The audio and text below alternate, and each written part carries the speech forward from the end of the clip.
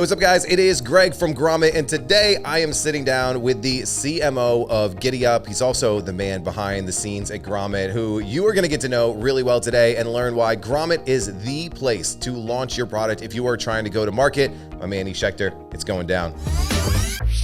So I remember the day vividly because I was in Port St. Lucie area at the World Series for Colton. And you text me, you're like, call me now. And there was an opportunity that we could potentially acquire Grommet. And it was super exciting and exhilarating and like, whoa, this might be a game changer for us. So I know from the Giddy Up side, like we had always looked to Grommet. They were a great source of finding great products and just a really great place to showcase these amazing people that were making great things. And so even pre-acquisition, like what was your notion on Grommet? What were your thoughts on Grommet? Like, how did you know about Grommet? Like, let's go back to kind of those early days. Yeah, it's a great question. We were, Giddy Up started back in 2008. And our whole premise when we started was we wanted to work with new innovative products and help them scale all over the world on every channel and do it on 100% performance only basis, which was really unique at the time. No one was doing it quite this way. And obviously, in order to pick the right products, we needed to find a lot of products, right, to see which one fit the model because we were only able to launch about 30 a year. And so one of our big sources at the time was crowdfunding. Actually, one of our biggest campaigns ever when we started Giddy Up was a crowdfunding campaign. And we sold over $7 million in 90 days. It was absolutely insane. Wow. And we were like, oh man, this is wild, but what happens if they don't ship? And the way our model works is, brands are paying for sales that they're generating, and we're paying marketing partners who are, spending their own money on advertising and getting paid weekly. So it's a little bit more of a complex model, and we needed to make sure that there was not going to be any surprises that could cause massive destruction out of the gate. So we kind of got freaked out, and we decided that we wanted to just stick with products that were shipping, but still, the new, the innovative, the unique, the problem solvers. And so our job was to scour the internet and find those products all over the world. And we quickly found that Grommet was doing the best job, I think, out of anybody at the time in terms of finding the new, the unique, the products that weren't getting spotlighted on any retail shelves or any major marketplaces. These were all small businesses, inventors, entrepreneurs, makers. And we quickly realized that Grommet was going to be an incredible source of vetting and finding products that we could bring into Giddy Up. And right out of the gate, we used it. We brought on a handful of products, and they were some of our biggest products to date on Giddy Up. And so we'd always paid attention to them. And I think just their ethos about how they thought about the industry, what they were trying to accomplish with their mission and vision, it was always really aligned with Giddy Up generally. And so, when the opportunity came to acquire the company, it was a surprise, but it was, it almost felt like it was supposed to happen, and we can get into the details of how we found that out. But I always feel like Grommet and Giddy Up were a match made in heaven. I do too. And I think that Giddy Up and Grommet just both had this soft spot for these makers, these small independent makers who were product people. Yeah. They were makers. They were inventors. They were tinkerers. They were people in their garage staying up late on a Friday night to make their product and their invention just a little bit better. And those people aren't the best marketers in the world. They're not the best business people in the world. You talk to them about funnels, and they're like, their head starts to spin. And there needed to be places for these brands to go to market. Yeah. And, you look back, 20 years ago, 30 years ago, you got TV, you got radio, you got newspaper. Today, they have so many avenues. And then in addition to the marketing avenues, do we go retail? Do we go Shopify? Do we go and license our product? Do we do all these things? And we believe that the control comes from owning the customers and having control over your own business. I've talked to so many makers. I talked to one this morning who, she was in right at the beginning of her business. She got into Walmart, right? Which was amazing. 5,000 stores overnight, Yeah. right? And you think that's like your hero moment, your grand slam moment. But after 30 days, they sent all the products back. So this maker spent pretty much all her money on getting inventory, shipping it out to all these stores, getting it in, being so hyped up, only to be like, oh crap. Yeah. Right. And because there's no control, right? You don't have control whether someone's, Walmart pushes your product or then, well, you do. You can probably pay for an end cap and you can spend more money in these places. But man, there's such a place for these makers. And I know, in those early Giddy Up days, we actually just met, hung out with one of them at CES, Chris. Yep. He was just a maker, and you guys blew his business up. Yeah. And to me, that's got to be like a great feeling for you to have, to know like you're changing these inventors' lives through the marketing that you do. Yeah. Yeah. I mean, again, the core kind of ethos around Giddy Up at the time was that like the marketing advertising model was broken. I think it's still broken in many ways, but we're now moving towards what we believed was the right way, which is a performance only model. But in the past, there wasn't very many channels where these founders could get their products featured in a way that wasn't super risky. Because to your point, almost every retailer on the planet works on a consignment model where, and maybe a lot of brands don't know this, where they do a big purchase order, they want to put you everywhere, but in the fine print it says that if they don't sell any of it out, they can return all the inventory, and you're pretty much screwed at that point. And so we were pretty bullish on the model, especially because like the other options were running with an agency where you have to spend tens of thousands of dollars a month in retainers, all this upfront cost in building funnels and creatives and all of that, or you had to hire a PR firm who also, many of them have big promises, and whether they deliver, most of them from the horror stories we've heard is like, again, big promises but rarely delivered. And it's just pretty much every option at the time was risky. And so to be able to take a product like Chris's and build everything out ahead of time, knowing that we were going to be spending our own money and time, and it would only benefit us if it worked. You look at it differently as a marketer, just in general, right? Where you're putting your money where your mouth is, and you're making sure you're doing everything in the best interest of the campaign. And so with that product, like that was a successfully crowdfunded product. They had built their own. They had built their own team internally. They had worked with a bunch of agencies, and it just completely flatlined. Like it just didn't work.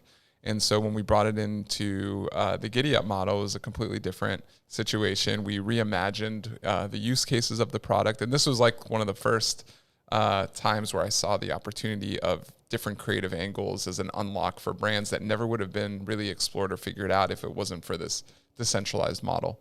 But so the device was this product called Tracker, where you could put it on your key. It was like a tracking device for your keys, your wallet, whatever. They were just really pushing the keys. They thought that was the major use case of the product. Never testing anything else, and it wasn't working. And then obviously when we brought it to our model, we explored, the pets and the luggage and the bicycles and all of that. And all of a sudden the product just exploded. And the cool part was, this founder, all he had to do was really focus on customer support, inventory management, making the product better, but the sales were just flooding in, and he was only paying for a profitable sale. So it was awesome because it was one of our first big, massive campaigns. But to change this founder's life, to de-risk his whole business and to help it grow, it was definitely it was a wild experience. There's so much to unpack there from just that story, because that story is now the story of dozens and dozens and dozens and dozens of brands that you've been able to help. And I love that you mentioned like the angle unlock, because again, I think so many people, so many makers in those early days, they're so attached to their product, and this is why I made their product. And when I interview makers who launch on Grommet and have success, I start talking to them. I'm like, so tell me about some of, the customer feedback you've gotten. Like, tell me some of the cool stories that people send to you. It's almost never the intended use case, which is the story that they tell me, right? They're like, oh, well, I made this dog leash, and actually it was like a pet alligator. That, like, it's just the craziest thing, right? And it's those stories. But here's the cool thing with it, like on the Tracker side, is once you understand that it's not just for keys, it could also be for luggage and for a wallet and for this and for that. Well, now I don't need to just buy one of them. I need to buy 3 of them or 5 of them. And you start to see like, oh, I can sell bundles of these products and not just one of these products. And there's this massive unlock that happens in these businesses that is what enables them to scale and to grow. Because if he was only just selling one tracker at a time, it's going to take a really long time to grow your business. Yeah. And so there's so much that you said there that if we can get outside of our own bubble of what we do, that there's such an unlock as to how we can sell our product. And I know on Grommet's pages, whenever we go back to a brand and when I'm doing like a product page breakdown for a brand, I'm like, your description is cool. You told me what the product does, but tell me who it's for, right? And what can they do with it? And what's the benefit that they get out of it? And that's usually the game changer. We have one of our top products that since we've relaunched Grommet, which we'll get into that in a second, but anything speaker, right? And he originally created it as just like this speaker that you can just put on the wall, and now the wall is a speaker. And then he started talking about all the different places you could put it. Well, you could put it on a car windshield, so you can turn, do a tailgate parking lot. And then for musicians, you could put it on your guitar, and now you have an amplifier for your guitar. You could put it on the piano, and now you can play for the whole room. And now all of a sudden people are like, whoa, I don't need it as a speaker. I have a Bluetooth speaker in my house, but my son plays guitar. Maybe I should get that for him instead of having this giant amplifier in the room. That was the massive unlock for him, is people saying like, oh, I don't need it for this, but I could use it for that, or it'd be a great gift for this person. And man, that's so big that people don't think about those things. Yeah, and it not only helps with bundles, which it definitely does, because people can see all the different ways that they can use the product, but you're now able to also expand all the types of people that could be interested in the product, right? Because, if you weren't hitting the dog angle, for example, not everyone's just going to put that together that, oh, this was, being marketed for my keys, but I could also put this on all that. You have to close the gap in some way. And so that was really the power of being able to test all of those different angles and then create funnels specifically for those ideal customers, right? And because how you're going to pitch that product to a dog owner is going to be very different than how you pitch it to a cyclist, right? And so I think that's the biggest opportunity is, number one, you can start putting in the minds of all the different ways that someone can use the product and increase your cart value. But now you're also able to expand the market pretty tremendously by just testing these different use cases. And I think that was like a prime example of that, because all of these niches were so big, but you can't just say track everything with this product. It's just never that effective. Like the best way is, how do I test all of them? Figure out which ones are resonating the most, which ones are profitable, and then start building specific marketing campaigns for that.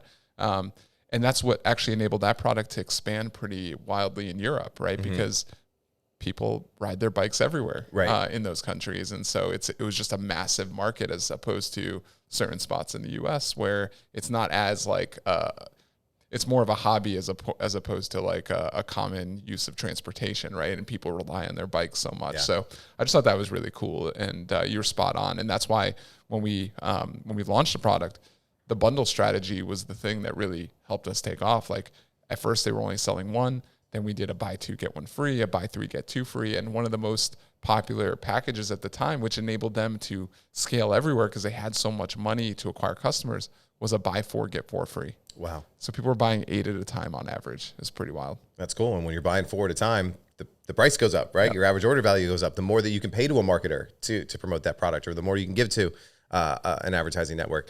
I do want to go back to Grommet and what I think makes Grommet so special, and what we think what makes Grommet so special is, one is we talked about the makers and the ability for the Grommet team to go find these incredible makers. But the other piece of the puzzle is the shopper. Yeah. And how special that community is. And I think everyone talks about community. Oh, we've got a great community. We've got a great community. And I don't even think that we realized what the Grommet community, we were like, oh, they've got a big email list of buyers. And we created a blog post, and you and I worked for like 2-3 weeks on this blog post, like agonizing over every line in this blog post to say that, hey, the Grommet is back.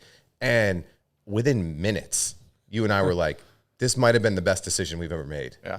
The community is unlike anything I've ever seen. And again, I know people always say that, but the Grommet community is different. Yeah. I think that was one of the biggest powers the most amazing things that the founding team did at Grommet, which was building a community of people that really cared about supporting small businesses. And they did such a good job in terms of customer support and telling the story and helping empower these shoppers to kind of help these makers grow. And yeah, it's like when we created that email and we sent it out, we were kind of like crossing our fingers. Let's see what happens, because it had also been, I think, over a month since an email went out, because the Grommet went out of business. We were working through the final negotiations, and we were like kind of concerned about, a little nervous, you know, when you don't email a list for a month and then you do it after a liquidation sale. And yeah, right away, what would we end up with, like 700 comments? But also, we weren't even like actively promoting any products, and people were buying, and people were excited. And the community is just incredible, just because they truly care, you know, and they're not afraid to provide feedback and help these entrepreneurs become the best versions of themselves. Like, they really want to benefit from the product, but they also want to help the small business grow, which I think is really unique and pretty incredible. Yeah. And so from that, we initially launched Grommet as a newsletter. Yep. Because we had that amazing community base. And I think the big thing is we wanted to learn from them. Like, what do they buy? What do they want? What categories? What features are missing? And the cool thing is, because it was a very vocal, loud community, they told us from day one, we love your newsletter. We hate your newsletter. We want this back. We want this. We want this. And I think this is the cool part about marketing, is when you see that not as a failure, not as a bad thing, but all of that was incredible lessons and learnings that ultimately led us to building the platform that we have today. Like, these shoppers told us kind of what they wanted, and then we kind of built what we needed to build to serve what they wanted. Yeah. Yeah. They were definitely very passionate about what they wanted Grommet to be, and we were able to work, you know, really hard on bringing that to life. And I think we did a pretty great job, given that we stood something up within 4 months.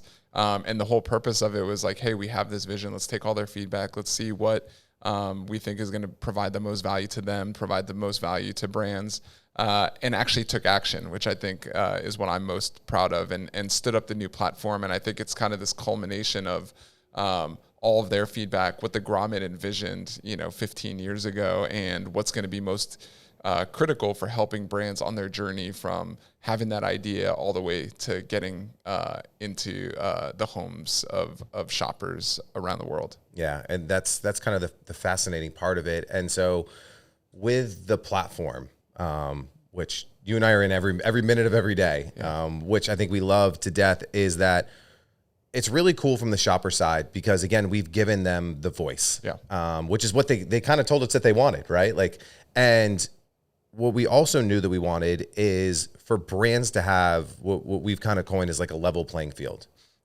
We joked about it. We recorded something yesterday, and I was just like, every Thursday, every brand that launches starts with 0 votes. Yeah. And it's up to the community. It's not up to me and you. I don't say like, put these guys at the top of the, I'm like, no, like, they are at the top of our charts. They're at the top of our trending feed, the top of our new feed, because millions of shoppers and thousands of shoppers have said, I'm upvoting these guys. I like these guys. And then I've gone and I purchased that product, which helps them go up the algorithm. And then the ones who get the most votes and the most sales then rise up the charts, and then they get more votes and more sales. And it's like this really cool thing. But every single product, the products that now, we have products now in the 4,000 upvote club, which is insane. Yeah. All of them started on a Thursday at 0. Like, how cool is that the community helps some of these products go from, we say it kind of like a mini tagline, from undiscovered to unstoppable, is like, some of these brands that are now at the top of our feed have been there for weeks and weeks and weeks, and they're getting consistent sales week over week over week, because the community said they're worthy. It's kind of cool. It is. I mean, that was the ethos, right? Around like figuring out, how do we create this unique ecosystem where all these products who have amazing benefits to people, but likely can't get discovered, because even in the most, like, even in the old school Grommet, like, they were helping all of these brands. They had thousands of brands, but they weren't all easily discovered, right? Usually they were prioritizing things that had, the most inventory or the best margins, or that they thought was the coolest, but it wasn't really putting the power into the hands of the shoppers and creating a model in which we could understand what shoppers actually wanted and needed. And this new way of operating, I think, is the future. I think this idea of social curation and, letting the market decide what products deserve the most exposure and visibility is a way that benefits everybody, right? Because,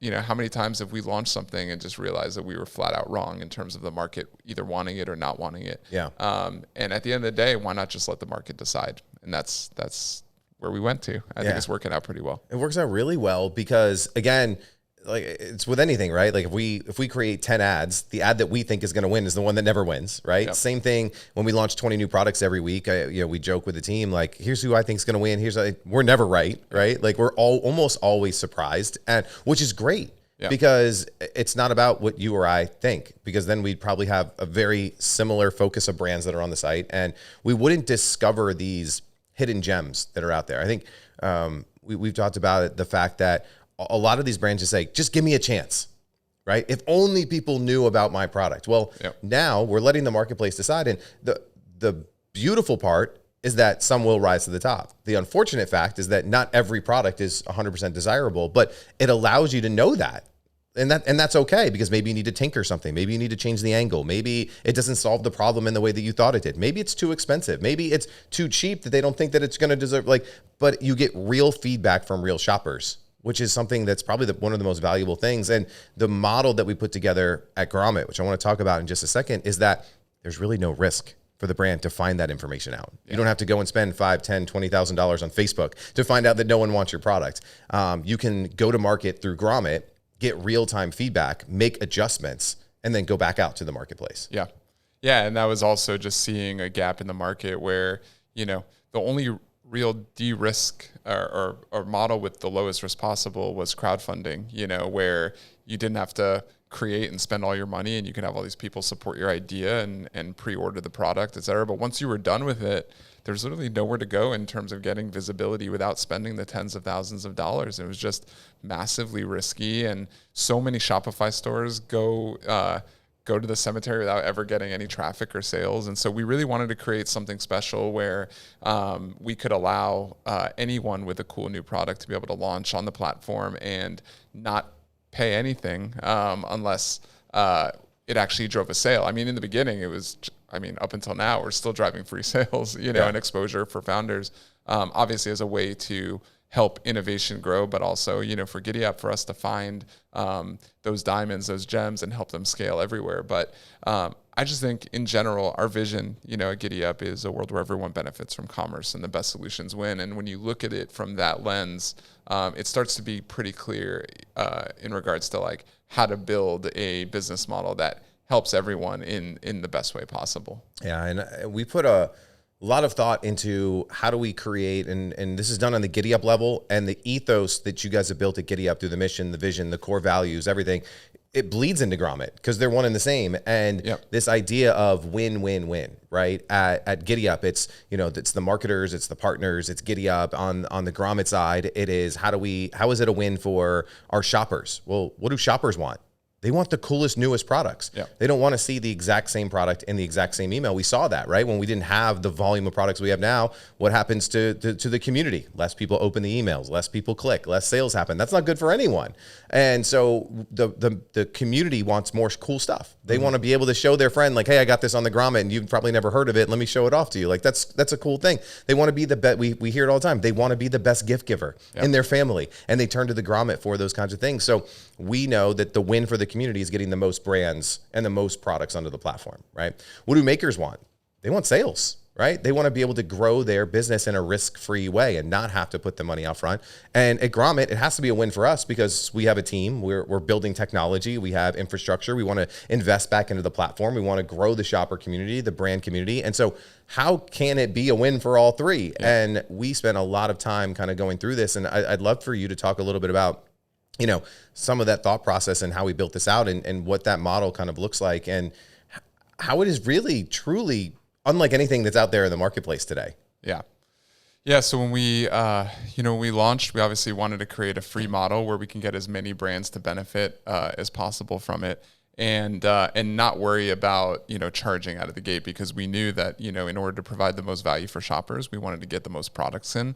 And thankfully, with the Giddy Up business model, and our ability to take winners and help scale them, we didn't, we weren't forced to monetize right away, which I think was good, because it enabled us to learn while not like putting more risk on brands or not providing the full value to shoppers, et cetera. But when we looked at the market, again, there was still, nowhere on the internet where you could go and put your product in and get massive exposure without paying a bunch of money up front. Again, the agency model, the PR model, or you could go to a marketplace, but you don't own the customer and you're not getting visibility unless you pay for advertising, et cetera. And so we tried to think about what would be a way where we could still help as many makers as possible, generate that initial momentum, get that exposure, get sales, but still ensure that Grommet was getting compensated for the time and the team and the platform that we were building, and so on. And so it really came down to sticking with our core value of doing everything on performance. And when we looked at it, we said, all right, let's combine the two. So essentially what we're doing is whenever a brand wants to launch their product on Grommet, it's going to always be free. We're going to immediately allow them to join the platform. Their launch week is going to get exposure in front of millions of people. And then after that, we're going to, find opportunities to feature them more across the platform, whether it be in email, in gift guides, in clips. And the only time we're ever going to generate revenue is when we actually perform, when we actively send a shopper to the Grommet to discover products and they purchase.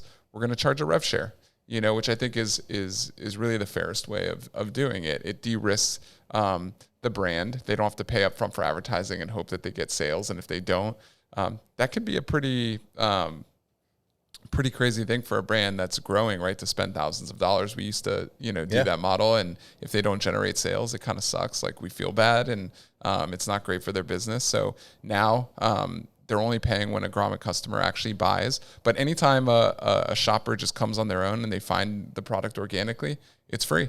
And I think it's a pretty simple model, and it works on both sides, and it's something we're pretty excited about rolling out and growing over the next few years. Yeah, I know we're really excited for this, because we wanted to keep that ethos of how do we make it really low risk, no risk to get on Grommet, right? Yep. Because a lot of brands want to be there, right? We have hundreds of brands that are signing up all the time on the waiting list, like trying to get on the launch calendar, which is amazing. How do we lower the friction, lower the barrier to get onto Grommet? And so, like you said, launch week, man. Launch week's like I live in launch week, right? But I love launch week. I love the week before, where I'm prepping all the brands, getting them ready, and sharing stories of how these guys won product of the week and how these guys got to the top of the charts. And man, over the last couple of weeks, like, our launch week winners used to have like 150 upvotes, would be like a launch week winner. Now it's like 800, 900. Like, I think we're gonna have our first brand that get over 1,000 in the first week, because these brands, they're all competing with each other. It's a fun, friendly competition. They want to get to the top of the charts. They want to move from the new feed to the trending feed. And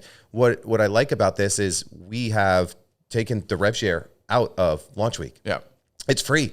That first 7 days is your opportunity on the platform to kind of show us what you got. Show us, hey, we're going to send some guys your way. We're going to send something out on social. We're going to send something out to our email list. We're going to tell people to come over and vote. And as we do that, we're going to rise to the charts. More Grommet shoppers who we don't know are going to see our product. Yep. And if it performs well, then as us at Grommet, we're going to find more ways to promote you. Yep. We're going to find more opportunity. We're going to find more, media placements. We're going to find ways to get you into email. We're going to find ways to get you in some of our partner placements. Like if you perform well, we want to perform well for you, because that's obviously, it's good for us.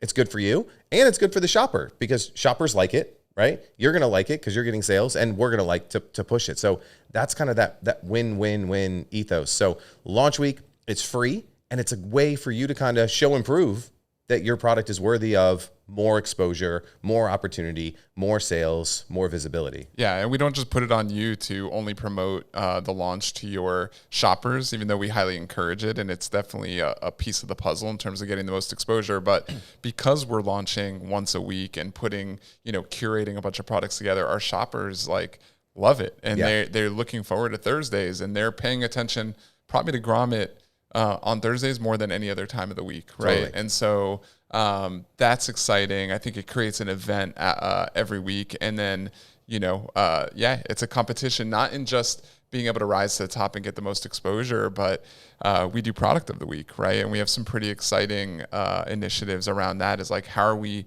helping these products that have rose to the top from founders that have promoted it and built a community within ours as well as their own.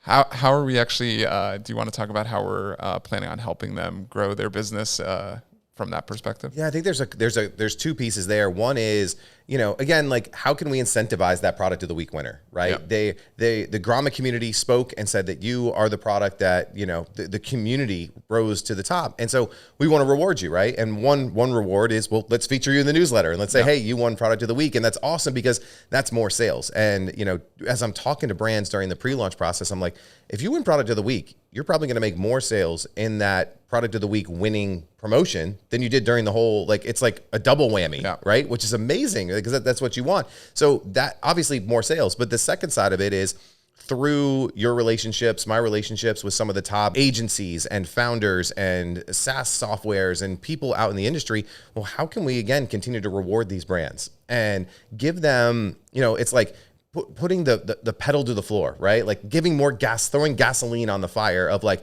this brand is starting to heat up. What if we gave them more tools, more opportunity, more ways for their product to take hold? And so, there's things that we're working on now where the product of the week winner is going to get this incredible package of, they're going to get like a packaging breakdown from one of our packaging specialists. They're going to get videos created. They're going to get a press release out there in the world that they've just won product of the week. And all of this is going to continue to amplify them.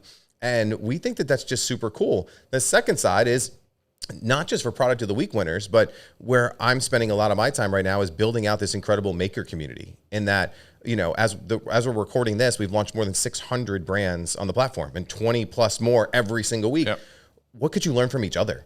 Because you're all going through the same stuff. You're going through inventory, you're going through hiring challenges, you're going through marketing challenges. Like, what can you learn from each other? And then what can you also learn from the education that we have on the Grommet side, that you have on the Giddy Up side, that we have from, we just did a masterclass with Nick Shackelford, who's launched 2 products on Grommet and is just exploding out there. What can you learn from him? What can you learn from George from Yocto? What can you learn from, I've got a top UGC agency coming in next week to talk about how to film vertical videos. Like, it's so cool that we can help everybody in our community. And again, you don't have to buy $1,000 course. You don't have to join a big mastermind and spend all your money. Like, we're giving it to you for free. Yeah. Because the more that you succeed, the better your product's going to perform on Grommet. The more shoppers are going to love it. Like, it's again back to the win-win-win, and we just feel like that's the right thing to do. Yeah, I think we want to provide a community and an education for brands that again is low risk and highly effective. And so we know that we're not experts at everything, but we've been very blessed to meet some incredible people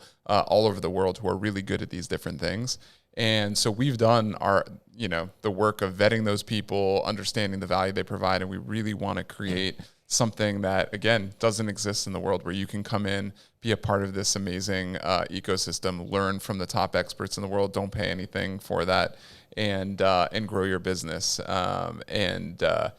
Yeah, it's pretty exciting, man. I'm looking forward to launching that pretty soon. I want to talk about some of the things you're excited about, because we are in that process now where we've got the product out. It's kind of been in beta mode for the first 6 months, and we're very happy with what's happened. But we have bigger ambitions and dreams and goals of where we want to take this. And I'd love it if you could just share a little bit, maybe on the brand side, of where the roadmap goes. How do we integrate AI? How do we help brands build their pages faster? How do we do things that are going to make the platform much more advantageous for them? Yeah. It's a big part of our goals this year is to help as many brands as possible have a great experience and get as many sales as they can through our platform. And we realize that we can't be the bottleneck in the middle of it. While we love helping all of the brands as much as possible with their copy and their images and connecting their troubleshooting anything, we realize that we need to create just a really smooth system and experience to help these brands not just get onto the Grommet, but be as successful as possible. And so one of the ways that we're doing is completely revamping our onboarding and page builder process. So we've been working really hard on building a model through AI that enables anyone with a product to launch a page that represents their product extremely well, is high converting, and takes all the best practices that we've gathered over the last 2 decades and brings them to life where anybody can do it. And I think that's really exciting, for any brand to come in and be able to do that for multiple products.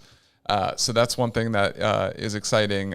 Being able to allow a lot more brands to kind of come in and get the exposure. We want to continue to open it up while still providing value for our community. But I think one of the things I'm also really excited about is we're getting a lot of information from shoppers in terms of what they want and need. And right now we're doing an okay job, I think, in terms of pairing products with people. But we have so much data that we're collecting, both from the shopper, that they're now giving us their interests and what they're looking for. And I think being able to tailor that to the shopper, hey, if the shopper is interested in pet products, how do we match a lot more of the new products that are coming onto the platform to them directly?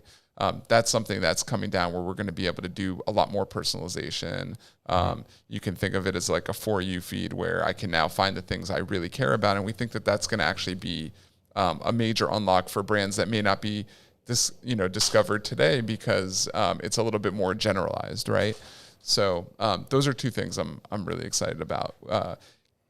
Getting the application, the onboarding process really smooth, and then creating a really personalized experience for shoppers, which I think is going to help a lot more brands. I think one of the things that gets me excited is you and I are never complacent. Like we're never satisfied. Yeah. And so, again, the cool thing is we listen to shoppers, we listen to brands on a regular basis. And we just rolled out one of our biggest features right before we recorded this about a week ago. And we want to continue making it easy for shoppers to discover products, but then purchase the product, while at the same time, we haven't talked too much about this, while giving the brand still the customer, right? And so it's challenging because with 600 plus brands, we'll have 1,000 before we know it. We'll have 2,000 before we know it. If we were sending them to your store, that'd be 2,000 different shopping experiences. Yeah.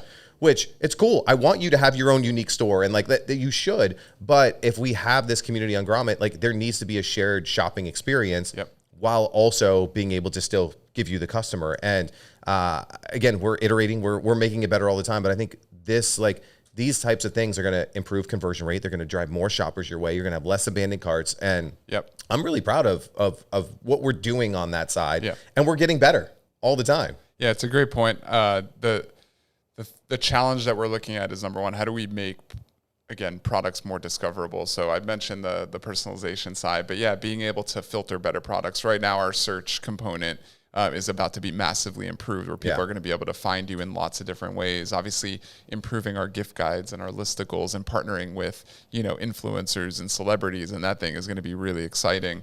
But I think the most important thing that we need to solve is making the shopping experience fun and easy. And we've already done that now, where instead of sending a shopper to all these different web experiences and trying to figure out how every different website works and going through the nuances of each, we've now created a much more consistent experience for the shopper, right? Where they can pick their SKUs on Grommet, pick everything they want, and just immediately check out on the brand's store. What's the next step to that? Which is really, hey, shoppers don't necessarily love having to pay shipping on every product or have to go and check out on every product. So now we're actively looking at how do we create a unified shopping experience where I could buy from multiple stores all at once.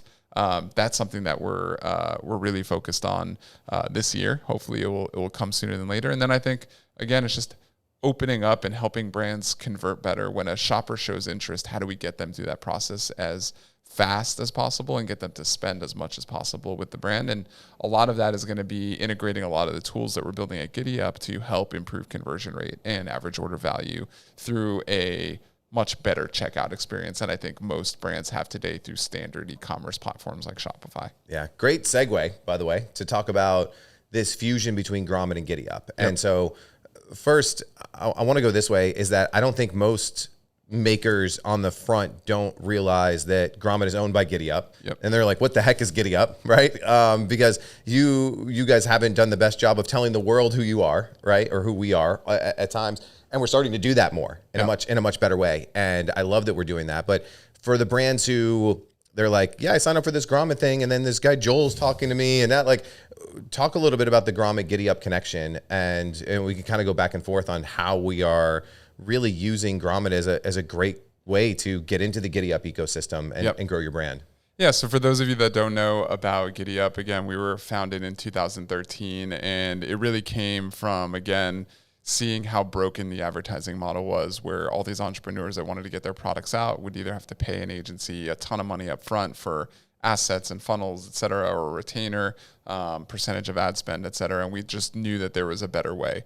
What if we decentralize the advertising model, where instead of working with one agency, you could work with dozens of the smartest agencies in every channel in every country, and again, only pay when a sale is made. And that's how we were founded.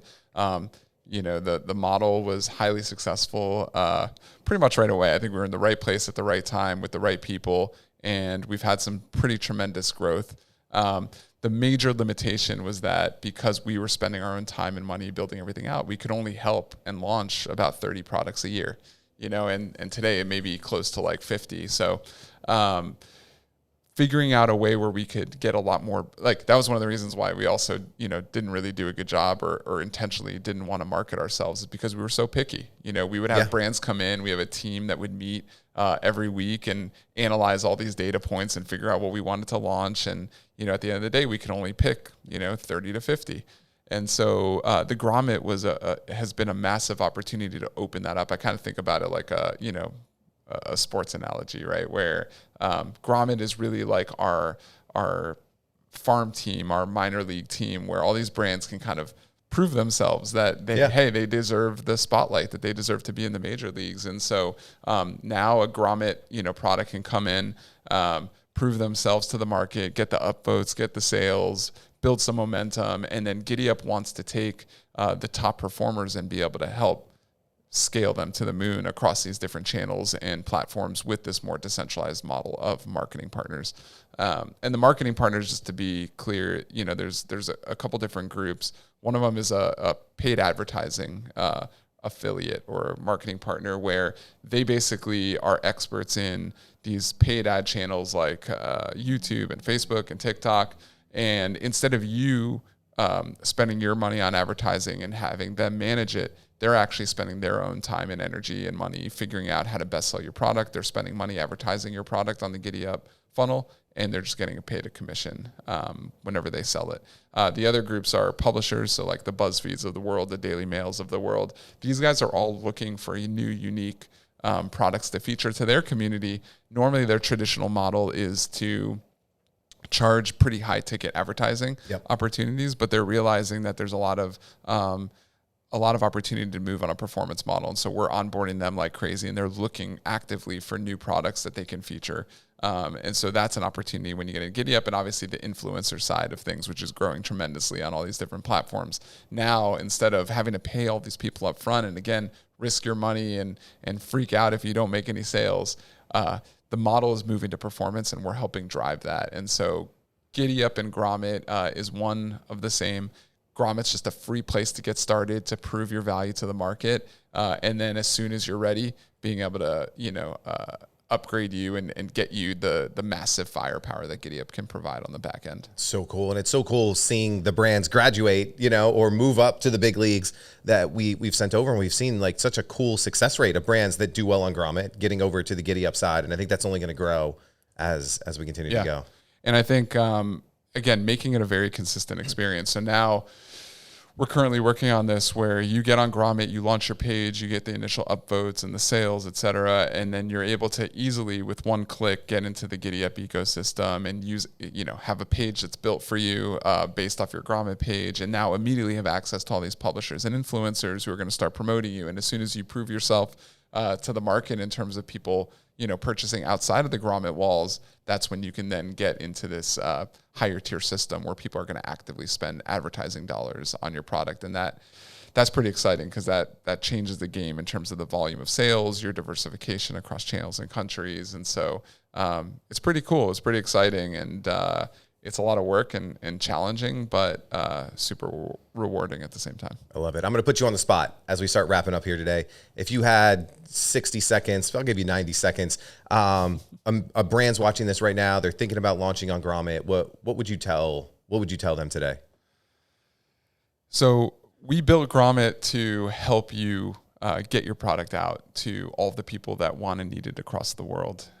Again, there's no place on the internet where you can put your product and immediately get the exposure, the visibility that you've always wanted, right?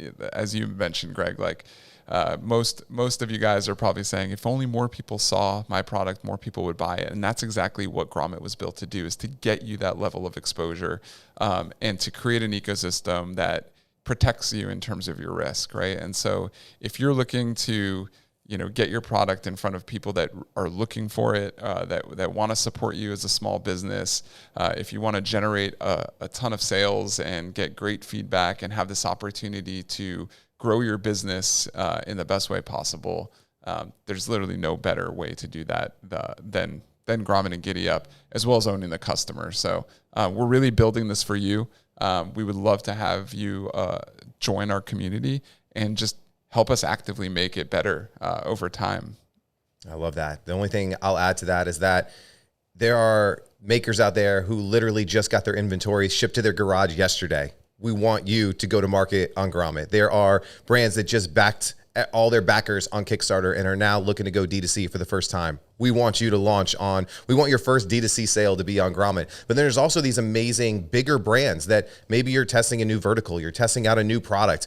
Let Grommet be your test ground to get your product out of the marketplace and get feedback from thousands and thousands and thousands and thousands of shoppers who are looking for your thing. And it's across multiple verticals, right? Like the coolest thing is we've had golf tees go wild to magnetized buttons go wild on Grommet, and anything and everything in between. And so if you are trying to get a product to market, Grommet should be the first thought on your mind, where you can get that instantaneous feedback, free sales, and then a performance only model after that. This is the place to launch your product, and it's crazy, but we say this all the time. It's just day one. Yep. Like it's only going to get cooler and better and bigger for you guys.